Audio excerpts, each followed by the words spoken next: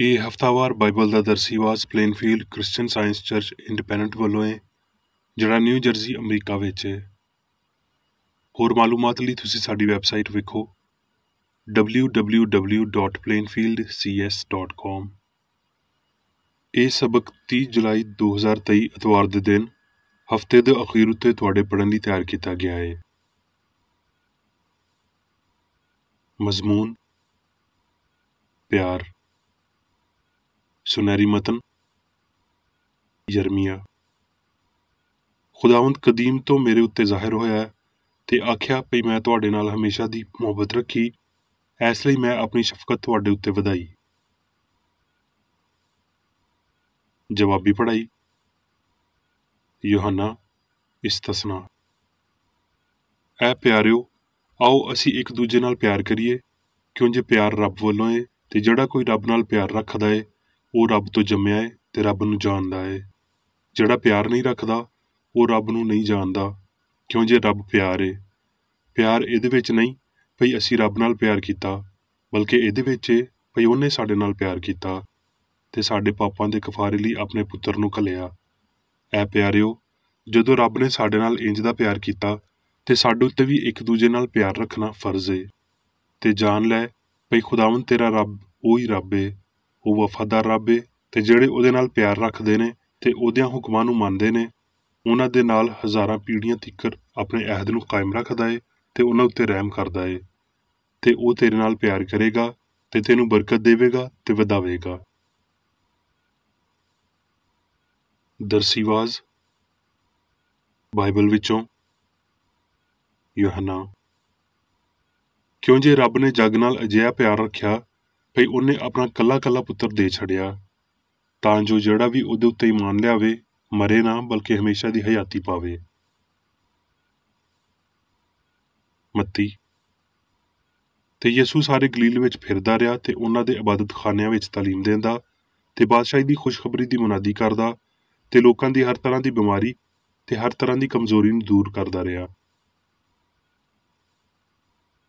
ਲੂਕਾ। ਤੇ ਇੱਕ ਪਿੰਡ ਵਿੱਚ ਵੜਦਿਆਂ ਹੋਏ 10 ਕੋੜੀ ਉਹਨੂੰ ਮਿਲੇ। ਉਹਨਾਂ ਨੇ ਦੂਰ ਖਲੋ ਕੇ ਉੱਚੀ ਆਵਾਜ਼ ਨਾਲ ਆਖਿਆ, ਐ ਯਿਸੂ, ਐ ਸਾਹਬ, ਸਾਡੇ ਉੱਤੇ ਰਹਿਮ ਕਰ। ਉਹਨੇ ਉਹਨਾਂ ਨੂੰ ਵੇਖ ਕੇ ਆਖਿਆ, ਜਾਓ ਆਪਣੇ ਤਾਈਂ ਕਾਹਨਾਂ ਨੂੰ ਵਿਖਾਓ। ਤੇ ਇੰਜ ਹੋਇਆ ਵੀ ਜਾਂਦਿਆਂ ਜਾਂਦਿਆਂ ਉਹ ਪਾਕ ਸਾਫ਼ ਹੋ ਗਏ। ਫਿਰ ਉਹਨਾਂ ਵਿੱਚੋਂ ਇੱਕ ਇਹ ਵੇਖ ਕੇ ਭਈ ਚੰਗਾ ਹੋ ਗਿਆ, ਉੱਚੀ ਆਵਾਜ਼ ਨਾਲ ਰੱਬ ਦੀ ਵਡਿਆਈ ਕਰਦਾ ਹੋਇਆ ਮੁੜਿਆ ਤੇ ਮੂੰਹ ਭਰਨੇ ਯਿਸੂ ਦੇ ਪੈਰਾਂ ਵਿੱਚ ਡਿੱਗ ਕੇ ਉਹਦਾ ਸ਼ੁਕਰ ਕਰਨ ਲੱਗਾ ਤੇ ਉਹ ਸਾਮਰੀ ਸੀ। ਯਿਸੂ ਨੇ ਜਵਾਬ ਵਿੱਚ ਆਖਿਆ, ਕੀ ਦੱਸੇ ਹੀ ਪਾਕ ਸਾਫ਼ ਨਾ ਹੋਏ? ਫਿਰ ਉਹ 9 ਕਿੱਥੇ ਨੇ?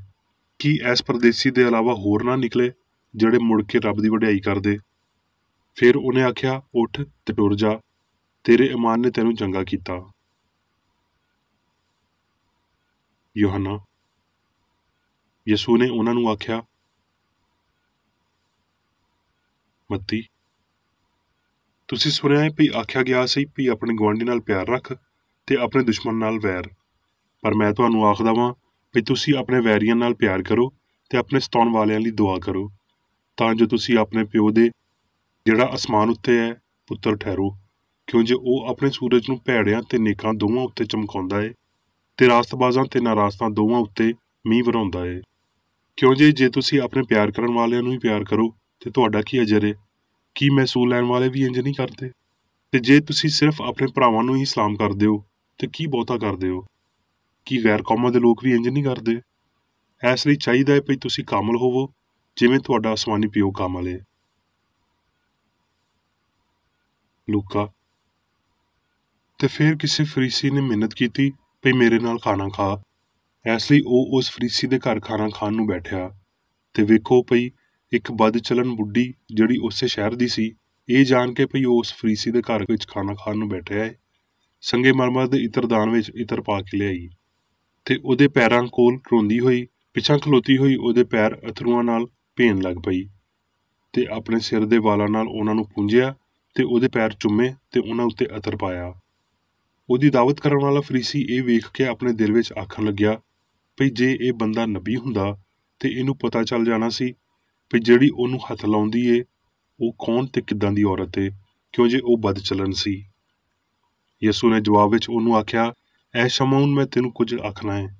ਉਹਨੇ ਆਖਿਆ, ਐ ਉਸਤਾਦ ਆਖ। ਕਿਸੇ ਸਾਹੂਕਾਰ ਦੇ 2 ਕਰਜ਼ਦਾਰ ਸੀ, ਇੱਕ 500 ਦਿਨਾਰ ਦਾ ਤੇ ਦੂਜਾ 50 ਦਿਨਾਰ ਦਾ। ਜਦੋਂ ਉਹਨਾਂ ਦੇ ਕੋਲ ਦੇਣ ਨੂੰ ਕੁਝ ਨਹੀਂ ਸੀ ਤੇ ਉਹਨੇ ਦੋਨਾਂ ਨੂੰ ਬਖਸ਼ ਦਿੱਤਾ। ਇਸ ਲਈ ਉਹਨਾਂ ਵਿੱਚੋਂ ਕੌਣ ਉਹਦੇ ਨਾਲ ਬਹੁਤਾ ਪਿਆਰ ਕਰੇਗਾ? ਸ਼ਮੌਨ ਨੇ ਜਵਾਬ ਦੇ ਕੇ ਉਹਨੂੰ ਆਖਿਆ, ਮੇਰੀ ਸਮਝ ਦੇ ਮੁਤਾਬਕ ਜਿਹਨੂੰ ਉਹਨੇ ਬਹੁਤਾ ਕਰਜ਼ਾ ਬਖਸ਼ਿਆ। ਉਹਨੇ ਉਹਨੂੰ ਆਖਿਆ, ਭਈ ਤੂੰ ਸਹੀ ਫੈਸਲਾ ਕੀਤਾ। ਤੇ ਉਸ ਬੁੱਢੀ ਵੱਲ ਫਿਰ ਕੇ ਉਹਨੇ ਸ਼ਮੌਨ ਨੂੰ ਆਖਿਆ, ਕੀ ਤੂੰ ਇਸ ਬੁੱਢੀ ਨੂੰ ਵੇਖਦਾ ਹੈ? ਮੈਂ ਤੇਰੇ ਘਰ ਆਇਆ, ਤੂੰ ਮੈਨੂੰ ਪੈਰ ਧੋਣ ਨੂੰ ਪਾਣੀ ਨਾ ਦਿੱਤਾ, ਪਰ ਇਹਨੇ ਆਪਣੇ ਅਥਰੂਆਂ ਨਾਲ ਮੇਰੇ ਪੈਰ ਭੇਜ ਦਿੱਤੇ ਤੇ ਆਪਣੇ ਵਾਲਾਂ ਨਾਲ ਪੂੰਝੇ। ਤੂੰ ਮੈਨੂੰ ਬੋਸਾ ਨਾ ਦਿੱਤਾ, ਪਰ ਇਹਨੇ ਜਦੋਂ ਦਾ ਮੈਂ ਆਇਆ ਵਾਂ ਮੇਰੇ ਪੈਰ ਚੁੰਮਣਾ ਨਾ ਛੱਡੇ। ਤੂੰ ਮੇਰੇ ਸਿਰ ਉੱਤੇ ਤੇਲ ਨਹੀਂ ਪਾਇਆ, ਪਰ ਇਹਨੇ ਮੇਰੇ ਪੈਰਾਂ ਉੱਤੇ ਅਤਰ ਪਾਇਆ ਹੈ। ਇਸ ਲਈ ਮੈਂ ਤੈਨੂੰ ਆਖਦਾ ਵਾਂ ਭਈ ਉਹਦੇ ਪਾਪ ਜਿਹੜੇ ਬਹੁਤੇ ਸੀ ਮਾਫ਼ ਹੋ ਗਏ ਨੇ, ਕਿਉਂ ਜੇ ਇਹਨੇ ਬਹੁਤੀ ਮੁਹੱਬਤ ਕੀਤੀ, ਪਰ ਜਿਹਦੇ ਥੋੜ੍ਹੇ ਪਾਪ ਮਾਫ਼ ਹੋਏ ਉਹ ਥੋੜ੍ਹੀ ਮੁਹੱਬਤ ਕਰਦਾ ਏ। ਤੇ ਉਸ ਔਰਤ ਨੂੰ ਆਖਿਆ, ਭਈ ਤੇਰੇ ਪਾਪ ਮਾਫ਼ ਹੋਏ। ਇਸ ਗੱਲ ਉੱਤੇ ਉਹ ਸਾਰੇ ਜਿਹੜੇ ਖਾਣਾ ਖਾਣ ਨੂੰ ਬੈਠੇ ਸੀ ਆਪਣੇ ਦਿਲ ਵਿੱਚ ਆਖਣ ਲੱਗੇ, ਭਈ ਇਹ ਕੌਣ ਹੈ ਜਿਹੜਾ ਪਾਪ ਮਾਫ਼ ਕਰਦਾ ਹੈ? ਪਰ ਉਹਨੇ ਔਰਤ ਨੂੰ ਆਖਿਆ, ਤੇਰੇ ਈਮਾਨ ਨੇ ਤੈਨੂੰ ਚੰਗਾ ਕੀਤਾ ਏ, ਸਲਾਮਤ ਚਲੀ ਜਾ। ਯੂਹੰਨਾ। ਇਸ ਲਈ ਯਿਸੂ ਨੇ ਉਹਨਾਂ ਨੂੰ ਫੇਰ ਆਖਿਆ, ਚੰਗਾ ਚਰਵਾਹਾ ਮੈਂ ਆ। ਚੰਗਾ ਚਰਵਾਹਾ ਭੇਡਾਂ ਲਈ ਆਪਣੀ ਜਾਨ ਦਿੰਦਾ ਏ। ਚੰਗਾ ਚਰਵਾਹਾ ਮੈਂ ਆ। ਜਿਵੇਂ ਪਿਓ ਮੈਨੂੰ ਜਾਣਦਾ ਏ ਤੇ ਮੈਂ ਪਿਓ ਨੂੰ ਜਾਣਦਾ ਵਾਂ, ਇਸੇ ਤਰ੍ਹਾਂ ਮੈਂ ਆਪਣੀਆਂ ਭੇਡਾਂ ਨੂੰ ਜਾਣਦਾ ਵਾਂ ਤੇ ਮੇਰੀਆਂ ਭੇਡਾਂ ਮੈਨੂੰ ਜਾਣਦੀਆਂ ਨੇ, ਤੇ ਮੈਂ ਭੇਡਾਂ ਲਈ ਆਪਣੀ ਜਾਨ ਦੇਣਾ ਵਾਂ। ਪਿਓ ਮੇਰੇ ਨਾਲ ਇਸ ਲਈ ਪਿਆਰ ਕਰਦਾ ਏ ਵੀ ਮੈਂ ਆਪਣੀ ਜਾਨ ਦੇਣਾ ਵਾਂ, ਭਈ ਉਹਨੂੰ ਫੇਰ ਲੈ ਲਵਾਂ। ਕੋਈ ਉਹਨੂੰ ਮੈਥੋਂ ਖੋਂਦਾ ਨਹੀਂ, ਬਲਕਿ ਮੈਂ ਉਹਨੂੰ ਆਪ ਹੀ ਦੇ ਦੇਣਾ ਵਾਂ। ਮੈਨੂੰ ਉਹਨੂੰ ਦੇਣ ਦਾ ਵੀ ਇਖਤਿਆਰ ਏ ਤੇ ਉਹਨੂੰ ਫੇਰ ਲੈਣ ਦਾ ਵੀ ਇਖਤਿਆਰ ਏ। ਇਹ ਹੁਕਮ ਮੇਰੇ ਪਿਓ ਤੋਂ ਮੈਨੂੰ ਮਿਲਿਆ ਏ। ਮੇਰੀਆਂ ਭੇਡਾਂ ਮੇਰੀ ਆਵਾਜ਼ ਸੁਣਦੀਆਂ ਨੇ ਤੇ ਮੈਂ ਉਹਨਾਂ ਨੂੰ ਜਾਣਦਾ ਵਾਂ ਤੇ ਉਹ ਮੇਰੇ ਮਗਰ ਮਗਰ ਟੁਰਦੀਆਂ ਨੇ, ਤੇ ਮੈਂ ਉਹਨਾਂ ਨੂੰ ਹਮੇਸ਼ਾ ਦੀ ਹਯਾਤੀ ਬਖਸ਼ਦਾ ਵਾਂ ਤੇ ਉਹ ਹਮੇਸ਼ਾ ਤੀਕਰ ਕਦੀ ਹਲਾਕ ਨਾ ਹੋਣਗੀਆਂ ਤੇ ਕੋਈ ਉਹਨਾਂ ਨੂੰ ਮੇਰੇ ਹੱਥੋਂ ਖੋਹ ਨਾ ਲਵੇਗਾ। ਮੇਰਾ ਪਿਓ ਜਿਹਨੇ ਮੈਨੂੰ ਉਹ ਦਿੱਤੀਆਂ ਨੇ ਸਾਰਿਆਂ ਤੋਂ ਵੱਡਾ ਏ ਤੇ ਕੋਈ ਉਹਨਾਂ ਨੂੰ ਮੇਰੇ ਪਿਓ ਦੇ ਹੱਥੋਂ ਖੋਹ ਨਹੀਂ ਸਕਦਾ। ਮੈਂ ਤੇ ਰੱਬ ਇੱਕ ਵਾਂ। ਯੂਹੰਨਾ। ਜਿਵੇਂ ਪਿਓ ਨੇ ਮੇਰੇ ਨਾਲ ਪਿਆਰ ਰੱਖਿਆ, ਉਂਝ ਹੀ ਮੈਂ ਵੀ ਤੁਹਾਡੇ ਨਾਲ ਪਿਆਰ ਰੱਖਿਆ। ਤੁਸੀਂ ਮੇਰੇ ਪਿਆਰ ਵਿੱਚ ਕਾਇਮ ਰਹੋ। ਮੇਰਾ ਹੁਕਮ ਇਹ ਹੈ, ਜਿਵੇਂ ਮੈਂ ਤੁਹਾਡੇ ਨਾਲ ਪਿਆਰ ਰੱਖਿਆ, ਤੁਸੀਂ ਵੀ ਇੱਕ ਦੂਜੇ ਨਾਲ ਪਿਆਰ ਰੱਖੋ। ਯੂਹੰਨਾ। ਇਸ ਲਈ ਪਿਓ ਤੇ ਆਪ ਹੀ ਤੁਹਾਨੂੰ ਪਿਆਰ ਕਰਦਾ ਏ, ਕਿਉਂ ਜੇ ਤੁਸੀਂ ਮੈਨੂੰ ਪਿਆਰ ਕੀਤਾ ਤੇ ਈਮਾਨ ਲਿਆਏ ਹੋ ਵੀ ਮੈਂ ਪਿਓ ਵੱਲੋਂ ਆਇਆ ਵਾਂ। ਇਫਸੀਓਂ। ਜਿਹੜੇ ਸਾਡੇ ਖੁਦਾਵੰਦ ਯਿਸੂ ਮਸੀਹ ਨਾਲ ਲਾਜ਼ਵਾਲ ਮੁਹੱਬਤ ਰੱਖਦੇ ਨੇ, ਉਹਨਾਂ ਸਾਰਿਆਂ ਉੱਤੇ ਫਜ਼ਲ ਹੁੰਦਾ ਰਵੇ। ਹੁਣ ਮੈਂ ਮੇਰੀ ਬੇਕਰ ਰੈਡੀ ਦੀ ਲਿਖੀ ਹੋਈ ਕ੍ਰਿਸਚਨ ਸਾਇੰਸ ਦੀ ਦਰਸੀ ਕਿਤਾਬ ਸਾਇੰਸ ਤੇ ਸਿਹਤ ਆਇਤਾਂ ਦੀ ਕੁੰਜੀ ਦੇ ਨਾਲ ਵਿੱਚੋਂ ਲਈਆਂ ਹੋਈਆਂ ਲਿਖਾਈਆਂ ਪੜਾਂਗਾ। ਸਾਇੰਸ ਤੇ ਸਿਹਤ। ਰੱਬ ਪਿਆਰ ਏ, ਇਹਦੇ ਤੋਂ ਬਹੁਤਾ ਅਸੀਂ ਮੰਗ ਨਹੀਂ ਸਕਦੇ, ਇਹਦੇ ਤੋਂ ਉੱਚਾ ਅਸੀਂ ਵੇਖ ਨਹੀਂ ਸਕਦੇ ਤੇ ਇਹਦੇ ਤੋਂ ਅੱਗੇ ਅਸੀਂ ਜਾ ਨਹੀਂ ਸਕਦੇ। ਰੱਬੀ ਤੇ ਕਾਹਿਨ ਮੂਸਾ ਦੀ ਸ਼ਰੀਅਤ ਦੀ ਤਾਲੀਮ ਦਿੰਦੇ ਸੀ, ਜਿਹੜੀ ਆਖਦੀ ਏ, ਅੱਖ ਦੇ ਬਦਲੇ ਅੱਖ, ਤੇ ਜਿਹੜਾ ਬੰਦੇ ਦਾ ਖੂਨ ਕਰੇ ਉਹਦਾ ਖੂਨ ਵੀ ਬੰਦੇ ਤੋਂ ਹੀ ਹੋਵੇਗਾ। ਯਿਸੂ ਨੇ ਇੰਜ ਨਹੀਂ ਕੀਤਾ। ਜਿਹੜਾ ਰੱਬ ਲਈ ਅਮਲ ਕਰਨ ਵਾਲਾ ਨਵਾਂ ਬੰਦਾ ਸੀ, ਉਹਨੇ ਮੁਹੱਬਤ ਦੀ ਇਲਾਹੀ ਸ਼ਰੀਅਤ ਪੇਸ਼ ਕੀਤੀ, ਜਿਹੜੀ ਆਪਣੇ ਉੱਤੇ ਲਾਨਤ ਕਰਨ ਵਾਲਿਆਂ ਲਈ ਵੀ ਬਰਕਤ ਚਾਹੁੰਦੀ ਏ। ਜਿਹੜੇ 10 ਕੋੜੀਆਂ ਨੂੰ ਯਿਸੂ ਨੇ ਸ਼ਿਫਾ ਦਿੱਤੀ, ਉਹਨਾਂ ਵਿੱਚੋਂ ਸਿਰਫ ਇੱਕ ਰੱਬ ਦਾ ਸ਼ੁਕਰ ਕਰਨ ਲਈ ਮੁੜਿਆ, ਯਾਨੀ ਉਸ ਇਲਾਹੀ ਅਸੂਲ ਨੂੰ ਕਬੂਲ ਕਰਨ ਲਈ ਮੁੜਿਆ ਜਿਨ੍ਹੇ ਉਹਨੂੰ ਸ਼ਿਫਾ ਦਿੱਤੀ। ਮਸੀਹੀ ਫਰਜ਼ਾਂ ਦੀ ਫਹਿਰਿਸਤ ਵਿੱਚ ਸਭ ਤੋਂ ਪਹਿਲਾ ਫਰਜ਼ ਉਹਨੇ ਆਪਣੇ ਮਗਰ ਟੁਰਨ ਵਾਲਿਆਂ ਨੂੰ ਸਿਖਾਇਆ, ਉਹ ਸੱਚਾਈ ਤੇ ਪਿਆਰ ਦੀ ਸ਼ਿਫਾ ਦੇਣ ਵਾਲੀ ਤਾਕਤ ਹੈ। ਇਹ ਲੂਕਾ ਦੀ ਅੰਜੀਲ ਦੇ 7ਵੇਂ ਬਾਬ ਵਿੱਚ ਇਹਦੇ ਨਾਲ ਮੁਨਸਲਿਕ ਕੀਤਾ ਗਿਆ ਹੈ ਭਈ ਇੱਕ ਵਾਰ ਯਿਸੂ ਕਿਸੇ ਸ਼ਮੂਨ ਨਾਮੀ ਫਰੀਸੀ ਦੇ ਘਰ ਦਾ ਖਾਸ ਪ੍ਰਾਹੁਣਾ ਬਣਿਆ। ਉਹ ਸ਼ਮੂਨ ਸ਼ਾਗਿਰਦ ਬਿਲਕੁਲ ਨਹੀਂ ਸੀ। ਜਦੋਂ ਉਹ ਖਾਣਾ ਖਾ ਰਹੇ ਸੀ, ਇੱਕ ਗੈਰ ਮਾਮੂਲੀ ਵਾਕਿਆ ਪੇਸ਼ ਆਇਆ, ਜਿਵੇਂ ਭਈ ਇਹ ਮਸ਼ਰਕੀ ਪ੍ਰਾਹੁਣਚਾਰੀ ਦੇ ਫਹਿਮ ਵਿੱਚ ਰੁਕਾਵਟ ਬਣਿਆ ਹੋਵੇ। ਇੱਕ ਅਜਨਬੀ ਬੁੱਢੀ ਅੰਦਰ ਆਈ। ਉਹਨੇ ਚਿੱਟਾ ਸੰਗੇ ਮਰਮਰ ਦਾ ਮਰਤਬਾਨ ਚੁੱਕਿਆ ਹੋਇਆ ਸੀ। ਆਪਣਾ ਮਰਤਬਾਨ ਖੋਲ ਕੇ ਉਹਨੇ ਯਿਸੂ ਦੇ ਪੈਰਾਂ ਨੂੰ ਤੇਲ ਨਾਲ ਖੁਸ਼ਬੂ ਦਿੱਤੀ, ਆਪਣੇ ਲੰਮੇ ਵਾਲਾਂ ਨਾਲ ਉਹਨਾਂ ਨੂੰ ਪੂੰਝਦਿਆਂ ਹੋਏ ਜਿਹੜੇ ਉਹਦੇ ਮੋਢਿਆਂ ਉੱਤੇ ਲਮਕ ਰਹੇ ਸੀ, ਜਿਵੇਂ ਭਈ ਆਮ ਤੌਰ ਤੇ ਉਸ ਉਮਰ ਦੀਆਂ ਬੁੱਢੀਆਂ ਦੇ ਹੁੰਦੇ ਨੇ। ਕਿ ਯਿਸੂ ਨੇ ਉਸ ਬੁੱਢੀ ਨੂੰ ਹਕਾਰਤ ਦੀ ਨਜ਼ਰ ਨਾਲ ਵੇਖਿਆ? ਕਿ ਉਹਨੇ ਉਹਦੀ ਅਕੀਦਤ ਨੂੰ ਰੋਕ ਦਿੱਤਾ? ਨਹੀਂ, ਉਹਨੇ ਬਹੁਤ ਸ਼ਫਕਤ ਦੇ ਨਾਲ ਉਹਦੀ ਤਾਰੀਫ ਕੀਤੀ, ਤੇ ਅਜਿਹਾ ਕੁਝ ਨਹੀਂ ਹੋਇਆ ਸੀ।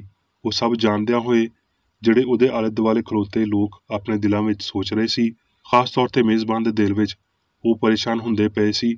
ਇੱਕ ਨਬੀ ਹੁੰਦਿਆਂ ਹੋਏ ਖਾਸ ਪ੍ਰਾਹੁਣਾ ਛੇਤੀ ਨਾਲ ਉਸ ਬੁੱਢੀ ਦੇ ਇਖਲਾਕੀ ਦਰਜੇ ਨੂੰ ਨਹੀਂ ਜਾਣ ਸਕਿਆ ਤੇ ਉਹਨੂੰ ਦੂਰ ਹਟਣ ਨੂੰ ਨਹੀਂ ਆਖਿਆ।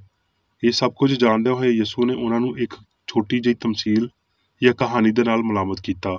ਉਹਨੇ ਦੋ ਕਰਜ਼ਦਾਰਾਂ ਦਾ ਜ਼ਿਕਰ ਕੀਤਾ, ਇੱਕ ਨੇ ਵੱਡੀ ਰਕਮ ਅਦਾ ਕਰਨੀ ਸੀ ਤੇ ਦੂਜੇ ਨੇ ਥੋੜ੍ਹੀ, ਜਿਨ੍ਹਾਂ ਨੂੰ ਆਪਣੇ ਇੱਕੋ ਸਾਹੂਕਾਰ ਵੱਲੋਂ ਇਸ ਜ਼ਿੰਮੇਦਾਰੀ ਤੋਂ ਆਜ਼ਾਦ ਕੀਤਾ ਗਿਆ ਸੀ।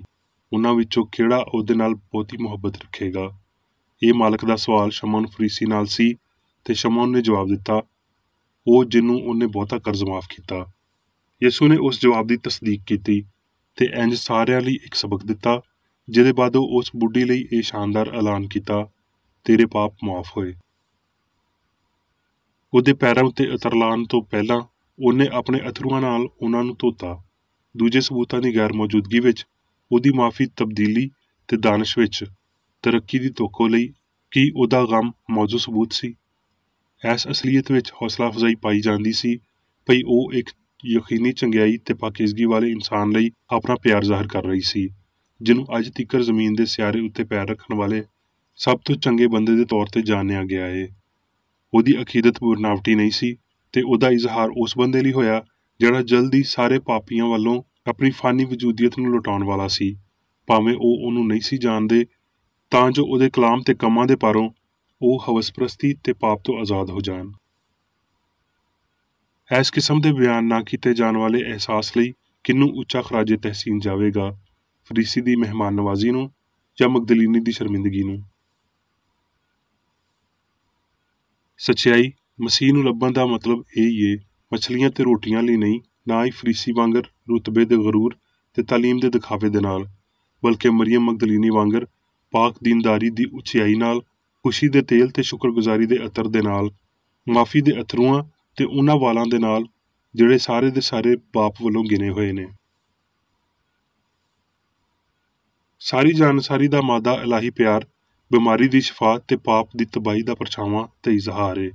ਸਾਡੇ ਮਾਲਕ ਨੇ ਆਖਿਆ, ਜੇ ਤੁਸੀਂ ਮੇਰੇ ਨਾਲ ਪਿਆਰ ਕਰਦੇ ਹੋ ਤੇ ਮੇਰੇ ਹੁਕਮਾਂ ਉੱਤੇ ਅਮਲ ਕਰੋਗੇ।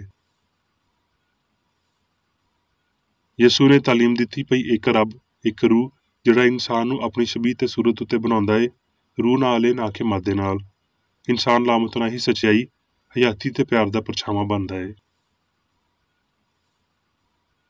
ਯਿਸੂ ਨੇ ਇਨਸਾਨ ਨੂੰ ਪਿਆਰ ਦਾ ਇਲਾਹੀ ਫਹਿਮ, ਯਿਸੂ ਦੀਆਂ ਤਾਲੀਮਾਂ ਦਾ ਇਲਾਹੀ ਅਸੂਲ ਦਿੰਦਿਆਂ ਹੋਏ ਰੱਬ ਦੇ ਨਾਲ ਰਾਜ਼ੀ ਹੋਣ ਵਿੱਚ ਮਦਦ ਕੀਤੀ, ਤੇ ਪਿਆਰ ਦਾ ਇਹ ਅਸਲੀ ਫਹਿਮ ਰੂਹ ਦੇ ਕਾਨੂੰਨ, ਇਲਾਹੀ ਪਿਆਰ ਦੇ ਕਾਨੂੰਨ ਦੇ ਰਾਹੀਂ ਇਨਸਾਨ ਨੂੰ ਮਾਦੇ, ਪਾਪ ਤੇ ਮੌਤ ਦੇ ਕਾਨੂੰਨ ਤੋਂ ਆਜ਼ਾਦ ਕਰਦਾ ਏ। ਇੱਕ ਲਾਮਤਨਾ ਹੀ ਰੱਬ ਯਾਨੀ ਚੰਗਿਆਈ ਇਨਸਾਨ ਤੇ ਕੌਮਾਂ ਨੂੰ ਇਕੱਠਾ ਕਰਦਾ ਏ, ਇਨਸਾਨਾਂ ਵਿੱਚ ਭਰਾਬੰਦੀ ਬਣਾਉਂਦਾ ਏ, ਲੜਾਈ ਝਗੜੇ ਮੁਕਾਉਂਦਾ ਏ। ਇਸ ਕਲਾਮ ਨੂੰ ਪੂਰਾ ਕਰਦਾ ਏ ਭਈ ਆਪਣੇ ਗੁਆਂਢੀ ਨਾਲ ਆਪਣੇ ਵਾਂਗਰ ਪਿਆਰ ਕਰ। ਗੈਰ ਕੌਮਾਂ ਤੇ ਮਸੀਹੀ ਬੁੱਤ ਪ੍ਰਸਤਾਂ ਨੂੰ ਤੇ ਜੋ ਕੁਝ ਵੀ ਮਾਸ਼ਰਤੀ, ਸ਼ਹਿਰੀ ਜੁਰਮ ਦੇ ਬਾਰੇ ਸਿਆਸੀ ਤੇ ਮਜ਼ਹਬੀ ਹਲਕਿਆਂ ਵਿੱਚ ਗਲਤ ਹੋ ਰਿਹਾ ਏ, ਉਹਨੂੰ ਫਨਾਹ ਕਰਦਾ ਏ। ਜਿਨਸਾਂ ਨੂੰ ਬਰਾਬਰ ਕਰਦਾ ਏ, ਇਨਸਾਨ ਉੱਤੇ ਕੀਤੀ ਹੋਈ ਲਾਨਤ ਨੂੰ ਮੁਕਾ ਦਿੰਦਾ ਏ, ਤੇ ਅਜਿਹੇ ਕਿਸੇ ਨੂੰ ਵੀ ਨਹੀਂ ਛੱਡਦਾ ਜਿਹੜਾ ਪਾਪ ਕਰਦਾ ਹੋਵੇ ਤੇ ਦੁੱਖ ਸਵੇ, ਸਜ਼ਾ ਪਾਵੇ ਜਾਂ ਨੇਸਤ ਹੋ ਜਾਵੇ। ਹੇਠਾਂ ਲਿਖੇ ਹੋਏ ਜ਼ਬੂਰ ਵਿੱਚ ਇੱਕ ਲਫ਼ਜ਼ ਭਾਵੇਂ ਬਹੁਤ ਹਲਕਾ ਜਿਹਾ ਉਸ ਲੋਅ ਨੂੰ ਜ਼ਾਹਿਰ ਕਰਦਾ ਏ ਜਿਹੜਾ ਕ੍ਰਿਸਚਨ ਸਾਇੰਸ ਲਫ਼ਜ਼ ਬਦਨੀ ਫਹਿਮ ਨੂੰ ਰੱਬ ਦੇ ਗੈਰ ਬਦਨੀ ਜਾਂ ਰੂਹਾਨੀ ਫਹਿਮ ਦੇ ਲਫ਼ਜ਼ ਦੇ ਨਾਲ ਬਦਲਦਿਆਂ ਹੋਏ ਕਲਾਮ ਉੱਤੇ ਆਉਂਦੀ ਏ। ਜ਼ਬੂਰ 23। ਇਲਾਹੀ ਮੁਹੱਬਤ ਮੇਰਾ ਚੁਪਾਨ ਏ, ਮੈਨੂੰ ਘਾਟਾ ਨਾ ਹੋਵੇਗਾ। ਮੁਹੱਬਤ ਮੈਨੂੰ ਹਰੀ ਹਰੀ ਚਰਾਗਾਹਾਂ ਵਿੱਚ ਬਿਠਾਉਂਦੀ ਏ। ਮੁਹੱਬਤ ਮੈਨੂੰ ਰਾਹਤ ਦੇ ਚਸ਼ਮਿਆਂ ਦੇ ਕੋਲ ਲੈ ਜਾਂਦੀ ਏ। ਮੁਹੱਬਤ ਮੇਰੀ ਜਾਨ ਨੂੰ, ਰੂਹਾਨੀ ਫਹਿਮ ਨੂੰ ਬਹਾਲ ਕਰਦੀ ਏ। ਮੁਹੱਬਤ ਮੈਨੂੰ ਆਪਣੇ ਨਾਂ ਦੀ ਖਾਤਰ ਸਦਾਕਤ ਦੀਆਂ ਰਾਵਾਂ ਉੱਤੇ ਲੈ ਟੁਰਦੀ ਏ। ਬਲਕਿ ਭਾਵੇਂ ਮੌਤ ਦੇ ਪਰਛਾਵੇਂ ਦੀ ਵਾਦੀ ਵਿੱਚ ਮੈਨੂੰ ਲੰਘਣਾ ਪਵੇ, ਮੈਂ ਕਿਸੇ ਬਲਾ ਤੋਂ ਨਹੀਂ ਡਰਾਂਗਾ, ਕਿਉਂ ਜੇ ਮੁਹੱਬਤ ਮੇਰੇ ਨਾਲ ਏ। ਮੁਹੱਬਤ ਦਾ ਆਸਾ ਤੇ ਮੁਹੱਬਤ ਦੀ ਲਾਠੀ ਤੋਂ ਮੈਨੂੰ ਤਸੱਲੀ ਏ। ਮੁਹੱਬਤ ਮੇਰੇ ਵੈਰੀਆਂ ਦੇ ਸਾਹਮਣੇ ਮੇਰੇ ਅੱਗੇ ਦਸਤਰਖਾਨ ਵਿਛਾਉਂਦੀ ਏ। ਮੁਹੱਬਤ ਨੇ ਮੇਰੇ ਸਿਰ ਉੱਤੇ ਤੇਲ ਮਲਿਆ ਏ, ਮੇਰਾ ਪਿਆਲਾ ਭਰ ਜਾਂਦਾ ਏ।